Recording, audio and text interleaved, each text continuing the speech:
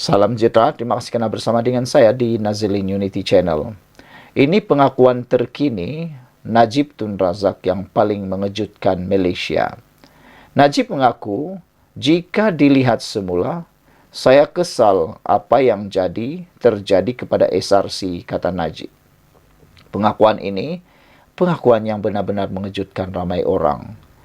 Kata beliau, jika dilihat semula, terdapat beberapa perkara yang dikesalkan oleh bekas Perdana Menteri Najib Razak berhubung operasi SRC internasional sehingga kerugian hampir 4 bilion ringgit akibat penyelewengan.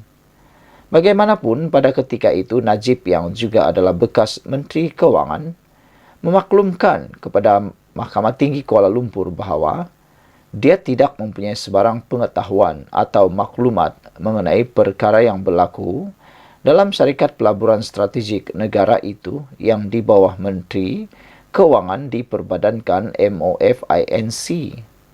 Najib yang juga bekas penasihat emeritus serta pemegang saham tunggal SRC ketika itu berkata, demikian ketika menjawab soalan peguam SRC Juan Wilson pada sesi pemeriksaan balas hari ini. Saya mempunyai penyesalan tertentu tetapi berdasarkan kepada masa itu, saya tidak mempunyai pengetahuan atau maklumat mengenai apa sebenarnya yang berlaku, kata Najib lagi. Bekas ahli parlimen pekan itu juga tidak bersetuju dengan cadangan. Tidak bersetuju dengan cadangan daripada peguam. Beliau tidak setuju dengan cadangan Wilson bahawa dia yang menyebabkan SRC internasional gagal dan menanggung kerugian 1.18 bilion Amerika Syarikat dolar sebagaimana yang dinyatakan oleh pakar pemulihan aset luar pesisir yang juga pelikuadasi SRC internasional Angela Buckhouse. Khan berkata, bagi seseorang yang mempunyai kuasa besar, anda akan bersetuju bahawa terdapat tanggungjawab yang lebih besar di pihak anda untuk bertindak mengikut undang-undang dan tidak menggunakannya atau memanfaatkannya secara peribadi. Najib menjawab, saya tiada pengetahuan mengenai aliran dana sama sekali. Tetapi saya bersetuju sebagai Menteri Kewangan, saya berada dalam kedudukan accountability. Kawan bertanya, berkenaan dengan semua perkara yang berlaku dalam SRC, adakah anda mengambil sebarang tanggungjawab atau sebahagian daripadanya? Najib menjawab, ia bergantung kepada sama ada saya bertanggungjawab. Saya tidak mempunyai pengetahuan mengenai aliran dana dan saya tidak pernah membenarkan ia ke dalam akaun saya, kata Najib. Kuan bertanya, bolehkah saya menerima bahawa jawapan anda adalah tidak? Najib menjawab, tidak. Najib sebelum ini menegaskan wang 120 juta Amerika Syarikat dolar dalam akaun M-Bank miliknya bukan daripada sumber SRC atau dana daripada kumpulan wang persaraan diperbadankan KWAP. Najib berkata, pasukan peguamnya yang menjalankan analisis terhadap dokumentasi transaksi kemasukan wang itu merumuskan ia bukan daripada syarikat itu dan KWAP. Pada Mac lalu, Buckhouse memberitahu mahkamah Najib menerima wang 120 juta dalam akaun bank peribadinya iaitu dana melalui pinjaman dibuat oleh syarikat pelaburan SRC daripada KWAP. Saksi itu berkata atas keterangan beliau itu adalah berdasarkan kepada aliran dana di mana Najib menerima wang berkenaan melalui 3 transaksi. Sementara itu bernama melaporkan, Najib hari ini mengaku di Mahkamah Tinggi Kuala Lumpur bahawa beliau mempunyai penyesalan tertentu terhadap kerugian yang dihadapi SRC Internasional. Najib sebagai defendant pertama berkata demikian ketika disoal peguam SRC Internasional Juan Wilson dalam saman sivil SRC Internasional bernilai 1.18 bilion US dollar terhadap beliau dan bekas Ketua Pegawai Eksekutif SRC International Nik Faisal Arif Kamil yang kini bebas.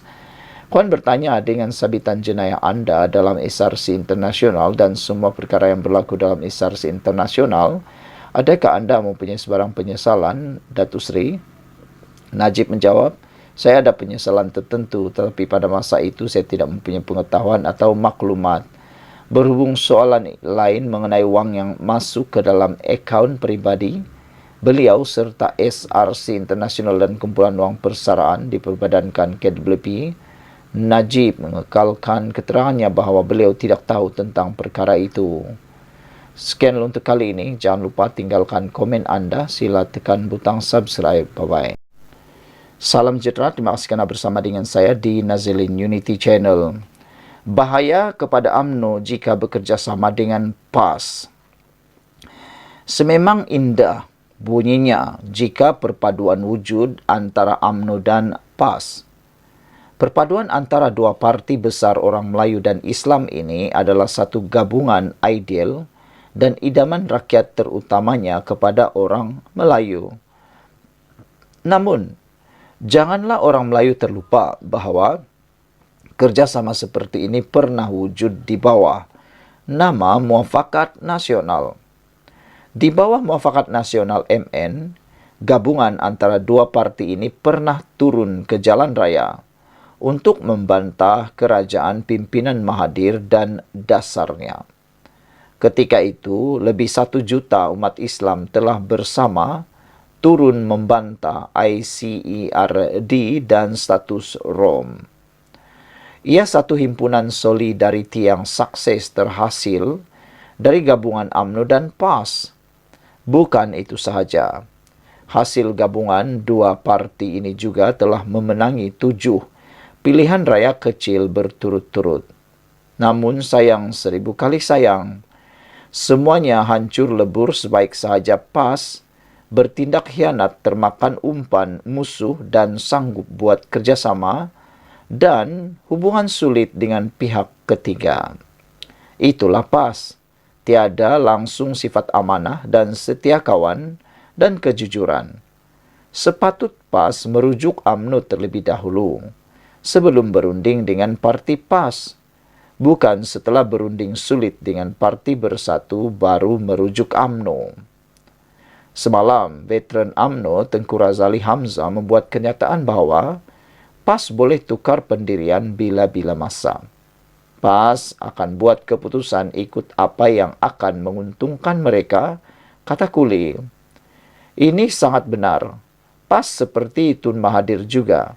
Asal menguntungkan beliau, maka yang akan dilakukan adalah mencari alasan dan alasan itu digunakan sebagai asbab menghalalkan tindakan. Kedua-dua PAS dan Tun Mahathir adalah puak terlebih dahulu menjalin hubungan bersama parti DAP. Hanya apabila UMNO menjalinkan hubungan bersama PH yang ada DAP di dalam gabungan itu, barulah PAS dan Tun Mahathir iri hati.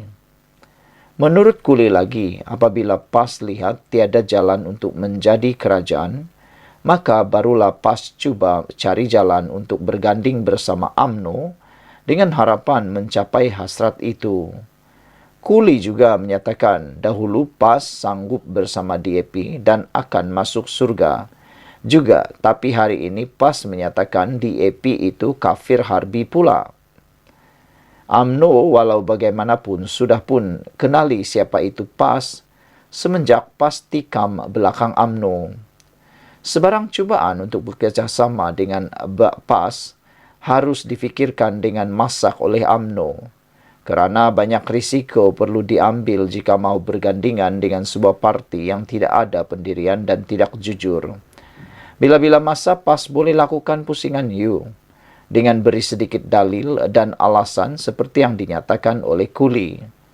Berkemungkinan kenyataan Kuli terbit dari cerita sudah ada beberapa pihak daripada PAS yang cuba jalin hubungan dengan UMNO. Sekian dulu untuk kali ini. Jangan lupa tinggalkan komen anda, tekan butang subscribe. Jumpa lagi. Salam sejahtera. Terima kasih kerana bersama dengan saya di Nazilin Unity Channel. Kes konsensi pasir, SPRM tak tolak kemungkinan akan membuat serbuan yang baru.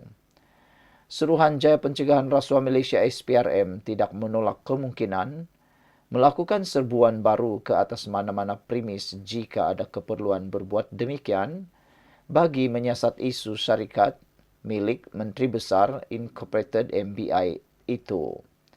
Ketua Pesuruh JSPRM Tan Sri Azam Baki berkata, pegawai penyiasat sedang giat menjalankan siasatan daripada semua aspek bagi mendapatkan bukti berkaitan kes berkenan dan sehingga semalam pihaknya telah memanggil tidak kurang 20 saksi bagi membantu siasatan kes berkenaan.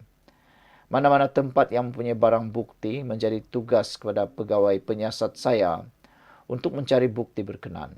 Katanya selepas majlis tamat dan latihan pertaulihan, pegawai integriti muda YIO Kedet Kor Sukarelawan Mahasiswa Anti Rasuah Kor SUAR University Sultan Zainal Abidin Uni SZE di Kuala Nerus hari ini.